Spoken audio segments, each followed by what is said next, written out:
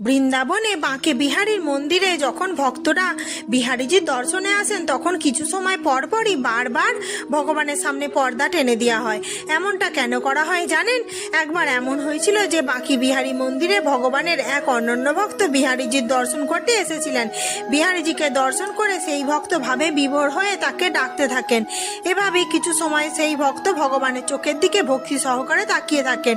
সেই ভক্তের ভক্তি ও প্রার্থনায় বিহারীজির এতটাই ভালো লাগে যে এরপর কিছু সময় পর সেই ভক্ত মন্দির থেকে বেরিয়ে গেলে বিহারীজিও সেই ভক্তের সাথে সাথে মন্দির থেকে বেরিয়ে পড়েন। এমন ঘটনা একবার নয়, বেশ কিছুবার ঘটেছে। যদি বিহারীজির সাথে কোনো ভক্তের দীর্ঘ সময় নজর মিলে যায় তখন তার প্রতি প্রসন্ন হয়ে বিহারীজি তার সাথে মন্দির ছেড়ে বেরিয়ে পড়েন।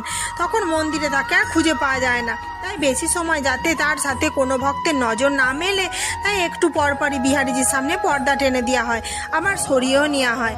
Like, share, comment and